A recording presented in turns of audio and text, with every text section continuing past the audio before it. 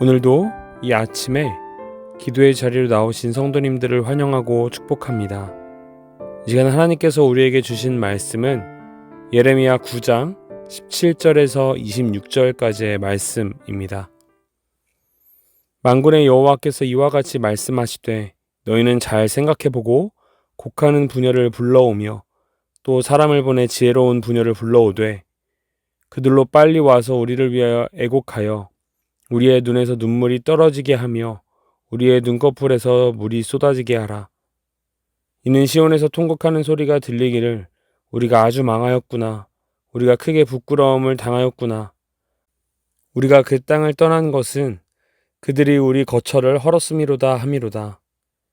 부녀들이여 여호와의 말씀을 들으라. 너희 귀에 그 입의 말씀을 받으라. 너희 딸들에게 애곡하게 하고 각기 이웃에게 슬픈 노래를 가르치라. 무릇 사망이 우리 창문을 통하여 넘어들어오며 우리 궁실에 들어오며 밖에서는 자녀들을 거리에서는 청년들을 멸절하려 하느니라. 너는 이같이 말하라. 여호와의 말씀에 사람의 시체가 분토같이 들에 떨어질 것이며 추수하는 자의 뒤에 버려져 거두지 못한 곡식단 같이 되리라 하셨느니라. 여호와께서 이와 같이 말씀하시되 지혜로운 자는 그의 지혜를 자랑하지 말라. 용사는 그의 용맹을 자랑하지 말라. 부자는 그의 부함을 자랑하지 말라. 자랑하는 자는 이것으로 자랑할지니 곧 명철하여 나를 아는 것과 나 여호와는 사랑과 정의와 공의를 땅에 행하는 자인 줄 깨닫는 것이라. 나는 이 일을 기뻐하노라. 여호와의 말씀이니라. 여호와의 말씀이니라.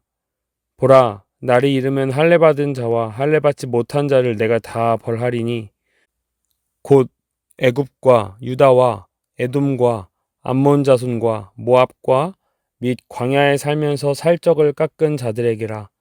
무릇 모든 민족은 할례를 받지 못하였고 이스라엘은 마음의 할례를 받지 못하였느니라 하셨느니라. 아멘. 하나님은 유다 백성들에게 자신이 어떤 상황인지 분명히 알게 하시기를 원하시는 듯 합니다.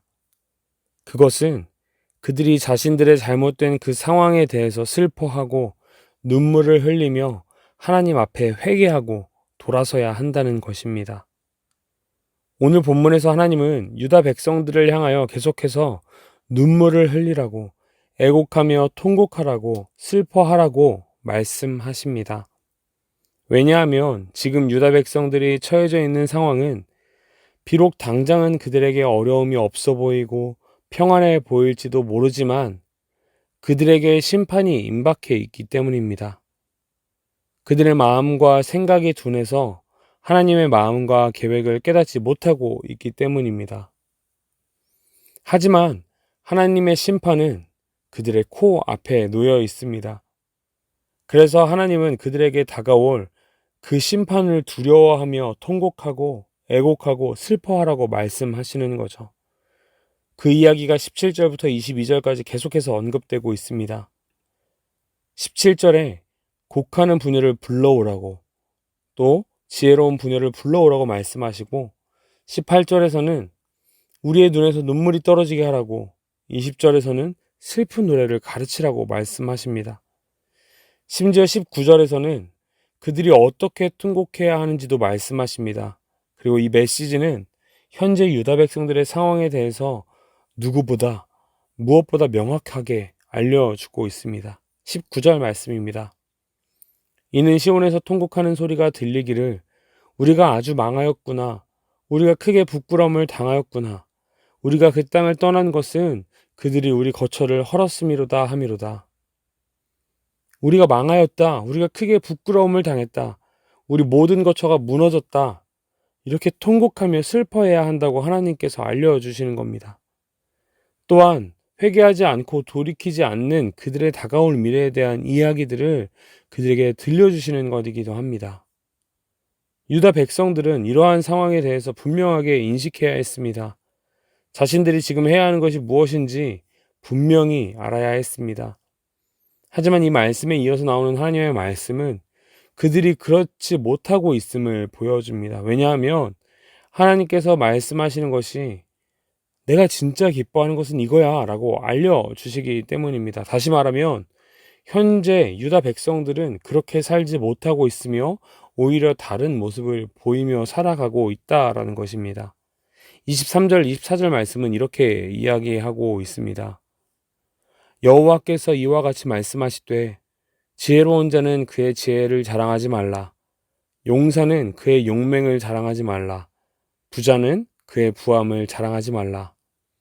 자랑하는 자는 이것으로 자랑할지니 곧 명철하여 나를 아는 것과 나 여호와는 사랑과 정의와 공의를 땅에 행하는 자인 줄 깨닫는 것이라.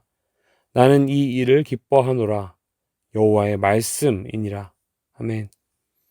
하나님은 하나님이 어떤 분이신지 잘 알고 그렇게 살아내는 것을 기뻐하시는데 유다 백성들은 그것을 알고 자랑하기보다는 자신의 눈에 보이는 것들, 지혜와 용맹, 힘과 부를 자랑하기에 급급합니다.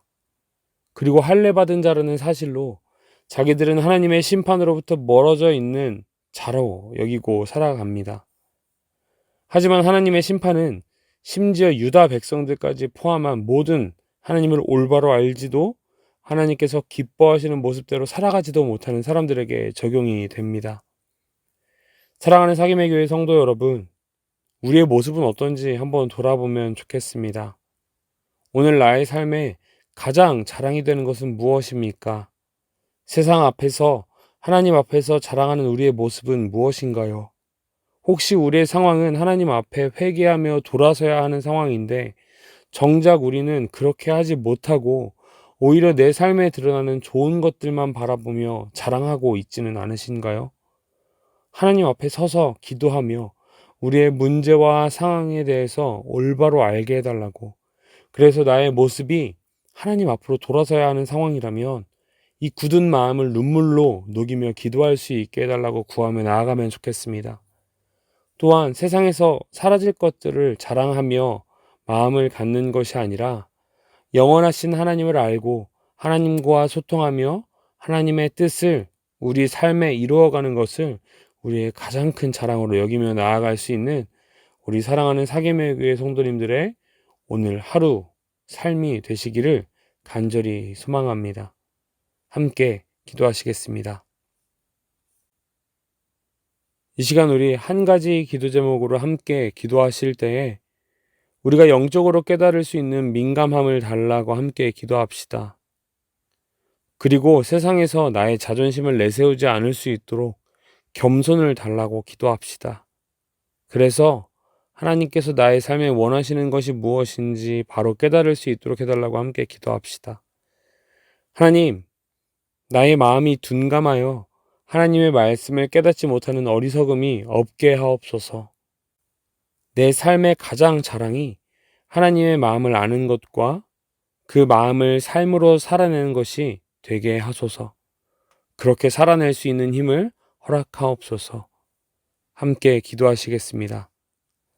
마지막으로 가져오신 기도 제목으로 함께 기도하며 나아가겠습니다. 개인을 위하여, 가정을 위하여, 교회를 위하여, 나라를 위하여 함께 기도하시고 특별히 교회를 위해 기도하실 때에 하나님이 예비하신 이 예배의 처소를 속히 발견하게 해달라고, 또한 앞으로 진행될 청년부 수련회 가운데 하나님께서 청년들과 함께 하시고 그 가운데 큰 은혜를 허락해달라고 이러한 기도 제목으로 함께 기도하시겠습니다.